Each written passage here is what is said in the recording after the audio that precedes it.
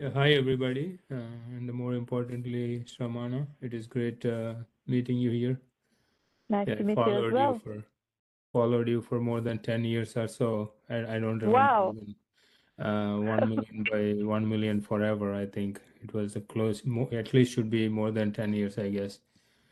Uh, fantastic. yeah, Well, great what to is be here. Smart Glass Lab? So, yeah, next slide, please. So Kinetic Glass is an award-winning next-generation smart glass for windows and doors, focusing for luxury homes and the commercial glass and door industry, basically. And next slide. I myself have been in the display industry for liquid crystal displays, optics, electronics, and characterization for more than 20 years, combined Mm-hmm. with our CTO, who is a professor at California State University in California. I acquired a business recently that is owned by Professor Sargan, who became our CTO recently. And he is our CTO now because he sees the vision of the company, and combined, both of us have more than 50 years of experience in the dynamic glass industry. And the industry problem is, with the traditional and many current smart glass and window markets, they're very slow. They're very slow in adapting because there is a huge disconnect, right? Huge disconnect between the executive team and the R&D team. And it is very difficult for your mind also to understand, how to bring these complex products to the mass market. So that is where smart glass labs come into the picture. Next slide, please. So this is here in the next three slides, we are going to see basically electrochromic technology, which is not a privacy product. I'll also tell what is a privacy product, but it is a light control product. So you will actually have a different amount of light transmitted through the window, but you can still see on the other side. So it is not a privacy. So let us take to the next one. And this is a second company, very well-known company, and there is a next company, third company, third product in the market. So these are the only three products. As we focus into the commercial product, these are the only three products available, and mostly these all three companies focus on commercial market, and they are not a privacy product, which we will see in the next slide. So let us take a second here. It should, yeah, actually it changes the operation. When you press a button, it actually becomes completely clear. So it is a frosty glass on demand. So we go to the kinetic glass on the, yeah, please go next one. So far we have seen two technologies. Just to be clear, the first technology is electrochromic, which is mostly available for commercial, even though really niche market it is addressing. And the second one is PDLC, polymer dispersed liquid crystal. The inventor of that one is from my lab. I was from his lab many years ago. So that is actually a well-known product, even though the patent has expired, many years ago. So the difference here we are seeing on the slide.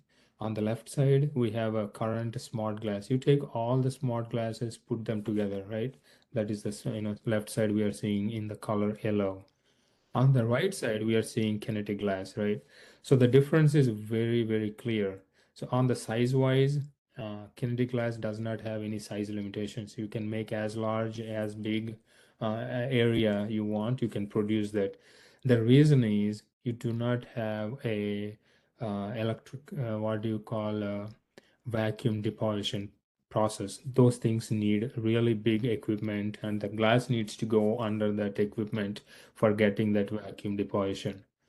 And that So, is, Hari, yes, I'm going to stop you for a moment. sure. We're already few minutes, more than 3 minutes into the pitch. I don't really. You're explaining to me technology. I don't know what this business is, and I would like you to flip that pitch and Sure. explain first what is the business and then talk about technology because I'm kind of lost, right? I don't know where we Sure. are going with this. Okay, you have two different kinds of glass. What business are we talking about? What does this company do? So this, we are developing a next generation dynamic glass that is actually helping window and door To do what? industry. What is the application? So the application is you can actually change the 100% light out. So you can control how much light you want to let into your room. At the same time, you can also have the privacy both in the same product. That is what the product is actually going to do. So it is a And does privacy it do dynamic temperature glass. control as well? So by changing the light control, you can actually control the temperature as well. That is true. So, and is this, are you going after the residential market or commercial market? So we are going after luxury homes and commercial market. Luxury homes and commercial market. And is it retrofit or is it new homes? It can be retrofit as well as Okay. new homes, of course. Right. So what is the status of the company? You have this technology. What do you have any customers? Is anything happening? So we are actually making 90% of the prototype minimum viable. We have a minimum viable product we can show as of now. We have people interested in it, but we are actually not exactly sure the steps we should take because of the n number of things. So yeah, we are what do you call as you say, we are focusing on bootstrapping at this stage for finalizing the product design. So is the classic algorithm that we follow is work with a handful of customers who are interested in the minimum viable product and get that input from them. Sure. So you need to find whichever market you want to go after, maybe not both. I think these are segmentation questions that you need to understand and make an informed decision on. These are important questions. Whether you go for residential or commercial is an important question. Whether you go for retrofit or new homes or new buildings, new constructions is an important question. Those are the questions that you need to answer, and you need to find a segment where you are getting traction by way of interest, and then use that traction to figure out what is it that they want to see and what are they willing to pay. This kind of technology, they may be willing to advance you. They may be willing to give you an advance order against which you fulfill that order and get paid. They can maybe give you 50% advance or something like that. But first and foremost, you need to find that positioning. So Sure. just because you are saying you want to go after commercial and residential, you want to go for new homes and retrofit, I can't take that seriously. You're going to need to validate that in the market. Just because you're saying you want to go retrofit doesn't mean the retrofit market is going to be interested in your product. It depends on what is the cost involved and so forth. So there are a lot of decisions to make.